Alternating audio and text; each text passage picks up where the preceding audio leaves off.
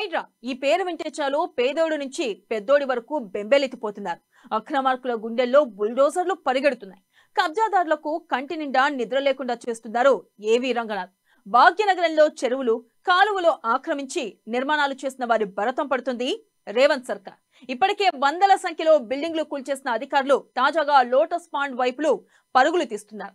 ఇక lotus pond ని హైడ్రా కూల్చేస్తుందా, అక్కడికి వెళ్లి వెనదిరుగుతుందా?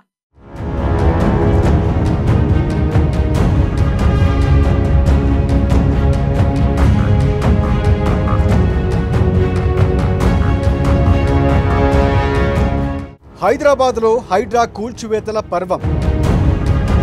ఎన్ కన్వెన్షన్ నేలమట్టంతో హైడ్రాకు పబ్లిసిటీ. సీఎం సోదరుడి నివాసానికి నోటీసులు. హైడ్రా ఖాతాలో మాజీ సీఎం జగన్ కి చెందిన లోటస్ పాండ్. జగన్ కి నోటీసులు ఇచ్చారని రూమర్స్. ట్విట్టర్ వేదికగా లోటస్ పాండ్ పై చర్చ. నెటిజన్ల ప్రశంసలకు రంగనాథ్ బదులు. ఎఫ్టీఎల్ పరిధిలో లోటస్ పాండ్ లేదన్న వెల్లడి. జగన్ కు ఎలాంటి నోటీసులు జారీ చేయలేదని స్పష్టం.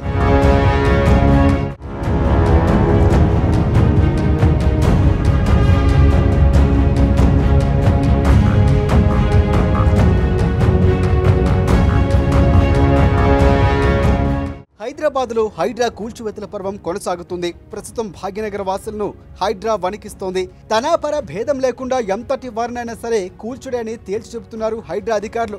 టాలీవుడ్ అగ్ర హీరో అక్కినేని నాగార్జునకు చెందిన ఎన్ కన్వెన్షన్ నేలమట్టం చేయడంతో హైడ్రాకు ఒక్కసారిగా ఫుల్ పబ్లిసిటీ వచ్చేసింది.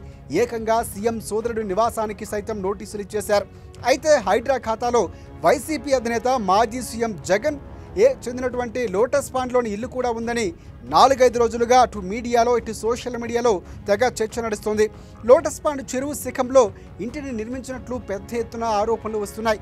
ఇప్పటికే నోటీసులు కూడా ఇచ్చారని పెద్ద ఎత్తున పుకార్లు షికార్లు చేస్తున్నాయి.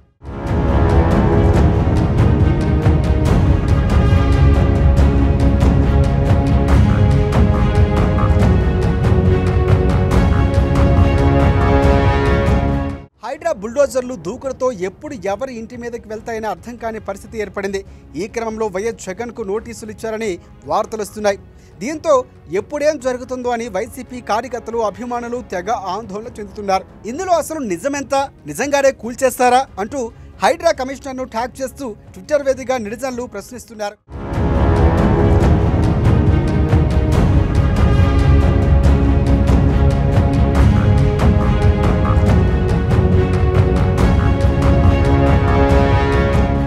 నెటిజన్ల ప్రశ్నల నేపథ్యంలో రంగనాథ్ స్పందిస్తూ వైఎస్ జగన్ కు హైడ్రా నోటీసులు ఇచ్చిందన్న వార్త అక్షరాల అబద్ధమని తేల్చి చెప్పేశారు. జగన్ లోటస్ పాండ్ ఎఫ్టీఎల్ పరిధిలో ఉందన్న విషయం కూడా అవాస్తవమని కొట్టిపారేశారు. జగన్ కు ఎలాంటి నోటీసులు జారీ చేయలేదు. సోషల్ మీడియాలో జరుగుతున్నదంతా తప్పుడు ప్రచారమని, దానిని ఎవరూ నమ్మవద్దని విజ్ఞప్తి చేశారు రంగనాథ్. దీంతో వైసీపీ కార్యకర్తలు ఊపిరి పీల్చుకున్నారు.